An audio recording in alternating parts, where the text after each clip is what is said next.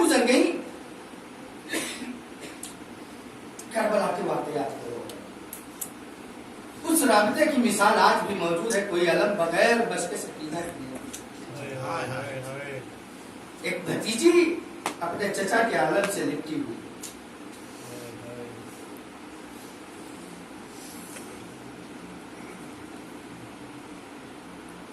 شہزادی بیان کر روز عاشور ایک چھوٹا سا بچہ اپنے ہاتھوں میں خالی کوزے لیے ہوئے میرے خیمے میں آیا. سارے بچے پیاسے تھے. کیا وہ بچہ آیا کہ شہزادی تھوڑا سا پانی پوچھی. شہزادی فرماتی ہے کہ خیمے میں پانی نہیں تھا. میں نے اس بچے کو تسکین دلانے کے لیے یہ کہا کہ چلو دوسرے خیموں میں دیکھتے ہیں شاید کہیں پانی. کہ اس کو لے کے میں اپنی پھوپھی زینب کے خیمے میں آیا. کہا جیسے ہی میں نے خیمے کا پردہ ہٹایا تو میں نے کیا دیکھا کہ میری پھوپھی میرے بھیا علی اصغر کو لیے ہوئے کبھی بیٹھ جاتی ہے کبھی کھڑی ہو جاتی. بچے کی پیاس کو دیکھا نہیں جا رہا. میں نے کہا کہ اگر یہاں پانی ہوتا تو میرا ششماہ بھائی پیاسا نہ رہا. یہ کے بعد دیگرے کہا تمام خیموں سے گزرتی ہوئی میں عباس کے خیمے میں پہنچی اپنے چچا. آپ حضرات کو خدا زیارت نصیب فرمائے. کربلا میں جائیں گے. سب سے پہلا خیمہ ابو الفضل عباس, اس کے بعد بقیہ خیمہ. سب سے آخر میں عصمت و طہارت و مخدرات کے خیمے. یہ بچے ان تمام مراحل سے گزرتی ہوئی اپنے چچا کے خیمے میں. کیا میرا چچا اپنے خیمے میں کھڑا تھا. میں نے کہا کہ چچا بیٹھ. کہا عباس بیٹھ. کہا ان کے زانووں پر میں نے اپنے قدم کو رکھا, اپنے چہرے کو ان کے چہرے کی طرح. اللہ بس صرف ایک جملہ کہا کہ چچا ذرا میرے منہ کے اندر دے. کہا میں نے اپنا منہ کھول دیا.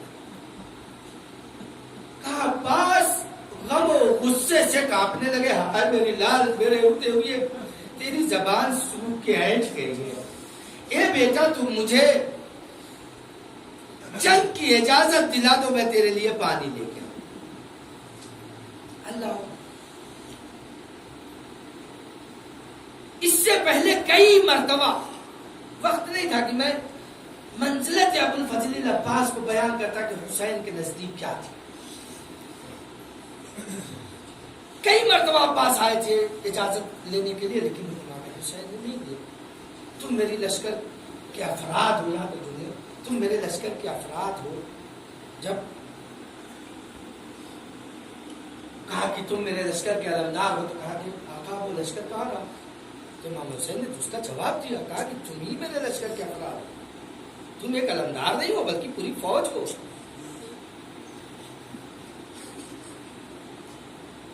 لیکن اجازت نہیں ہے. کہ اب جو آئے تو ہاتھ میں چھوٹی سی بچی چچا کی انگلی پکڑے ہوئے لے کے آئی.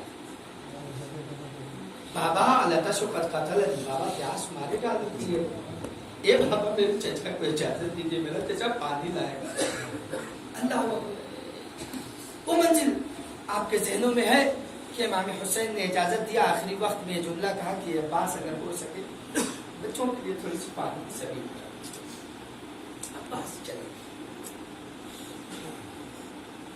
اس بچی نے اب سارے خیموں میں جا کے سارے بچوں کو بلا دیا. اپنے کوزوں کو لے لو, آؤ چلو. اب میرا چچا گیا ہے پانی لانے, اب ہماری پیاس زیادہ دیر تک باقی نہیں. اللہ خدا آپ کو کسی کا ملا دے. سارے بچے, سکینہ آگے آگے, سارے بچے ان کے پیچھے. اتنا کانفیڈنس ہے اپنے چچا پر کہ اب ہماری پیاس نہیں باقی رہے گی, اب ہماری پیاس بجھ جائے گی. کچھ ہی لمحہ گزرا تھا, اختصار کے ساتھ وہ سارے مراحل سے گزر کر کے منزل وہ آئی کہ بچی نے یہ دیکھا کہ مشک عالم حسین لے کر کے خیمے کی طرف آ رہا ہے۔ روایت کے جملے آپ سنیں گے، سکینہ کو کتنا اطمینان تھا اپنے چچا کو۔ روایت کہتی کہ یہ بچی دوڑ کے اپنے بابا کے پاس گئی، امام حسین کے پاس۔ یہ بابا مشک عالم لے کے آپ آ گئے، میرا چچا ابھی جہاد کر رہا ہے، کیا گزری ہوگی حسین کے دل پر، یہ صرف قلب حسین جانتا ہے۔ ایک جواب دیا، ہے میرے لال سکینہ، اب عباس نہیں آئیں گے، وہ نہر کے فرات کے کنارے اپنے دونوں شانوں کو کٹا کے سو۔ اللہ یہ عزاداروں، اس کے بعد شہادت حسین کی منزل آئی، پھر اس بچی کا کوئی مددگار نہ تھا۔ روایتیں کہتی ہے کہ جس کے دل میں جو آیا اس نے کیا، کسی نے گوشوارے چھین دیے، کسی نے تماچے مارے، کسی نے عطیتیں دی۔ ساری منزلوں سے گزرتے ہوئے وہ مرحلہ بھی آیا کہ سکینہ اونٹ کی پشت پر، روایتیں کہتی ہیں کہ رباب کی آغوش میں کسی شمر ملعون نے اس بچی کو ماں کی گود سے لیا، تنہا بغیر گجاوے لینے پر۔ آپ ذرا تصور، اونٹ کی بناوٹ کچھ ایسی ہوتی ہے کہ بغیر گجاوے بھی اس پر سکتا، وہ بھی ایک 3 سال کی بچی۔ جب اونٹ چلتا تھا تو بچی کو خوف، بار بار یہ چیختی تھی کہ ابھی اماں میں گر جاؤں گی، اماں مجھے بچا لو، اماں مجھے بچا لو۔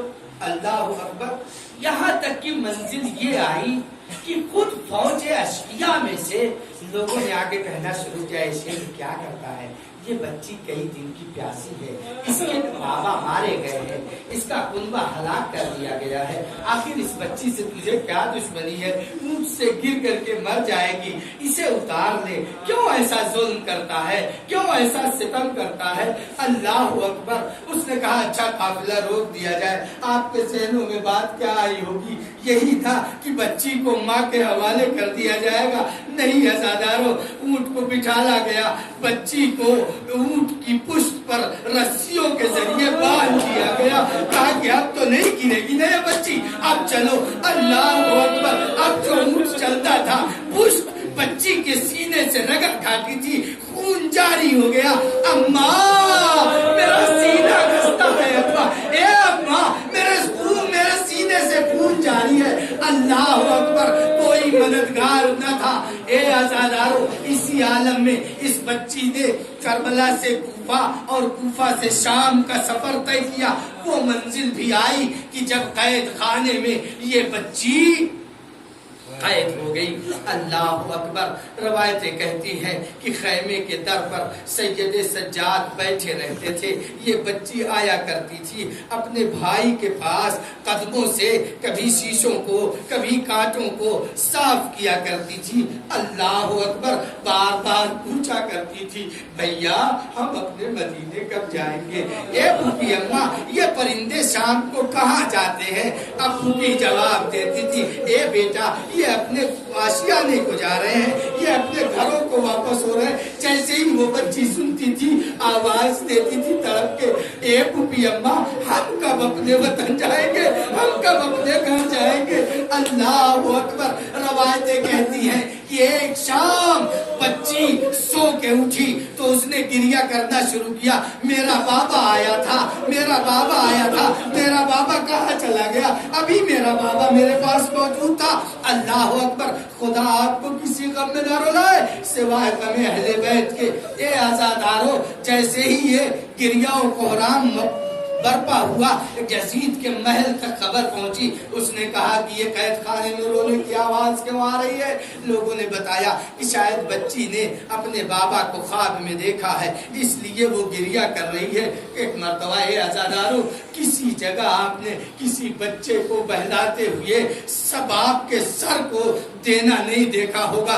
اللہ اکبر۔ ایک مرتبہ اس نے کہا کہ اچھا، اس بچی نے اپنے باپ کو خواب میں دیکھا ہے تو اس کے بابا کا سر لے جا کے اسے دے دو۔ اے اللہ، ایسا ظلم اتنی 3 سال کی بچی کے اوپر! اب جو ایک تشت آیا، اس کے اوپر ایک پوش پڑا ہوا ہے، بچی کے قریب لایا گیا۔ بچی نے جیسے ہی ایک مرتبہ رومال کو ہٹایا تو کیا دیکھا کہ بابا کا سر ہے۔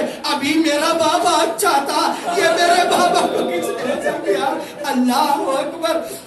اپنے چہرے کو سکینہ نے حسین کے چہرے کے اوپر رکھ دیا، اب فغا کرنا شروع کیا۔ بابا، آپ کے بعد مجھے بڑی اذیتیں دی گئی۔ اے بابا، جو بندے آپ نے پہنائے تھے وہ بندے چھین لیے گئے۔ اے بابا، ظالموں نے مجھے تماچے مارے ہیں۔ اے بابا، ہم پیاسے رہے ہیں، ہم جب پانی مانگتے تھے زمین میں پانی پھینک دیتے تھے، ہمیں پانی نہیں دیتے تھے۔ اللہ اکبر۔ یہ بیان کرتی ہوئی بچی روتی رہی، کچھ دیر کے بعد آواز آنا بند ہو گئی۔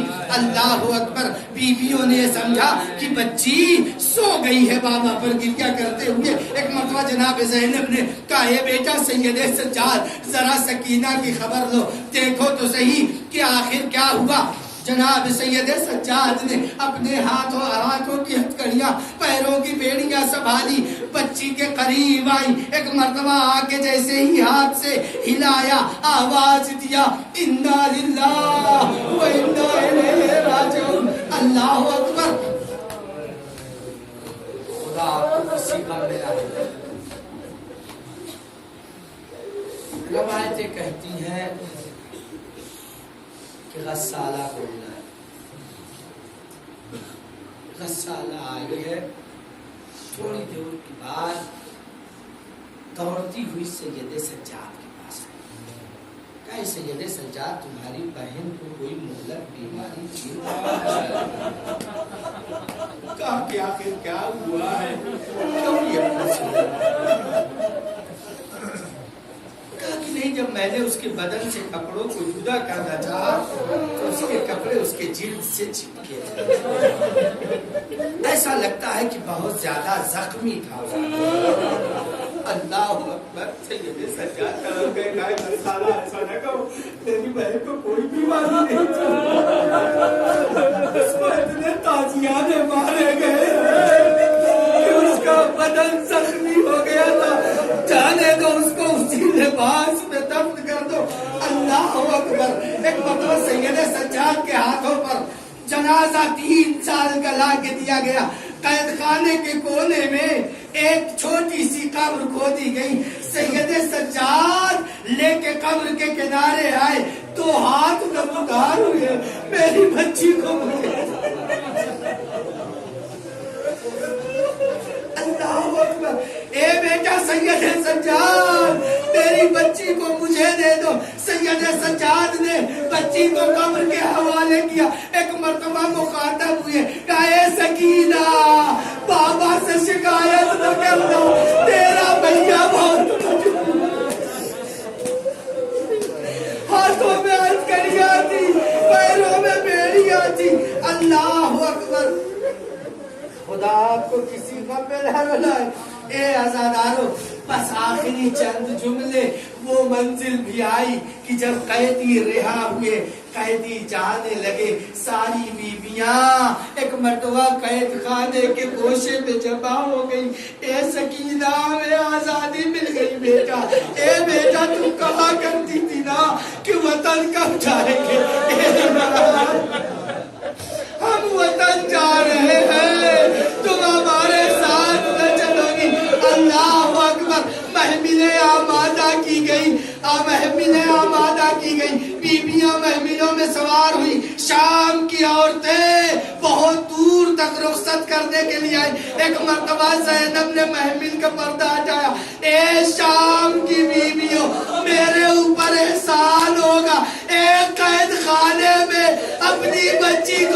دینا. ارے تاریکی سے بہت گھبراتی تھی, کبھی کبھی اس کی قبر پر جا کے شمع بجھا جلا دینا, اس کی قبر پر جا کے حاضری دینا. میری سکینہ قید خانے میں رہ گئی. ہم سب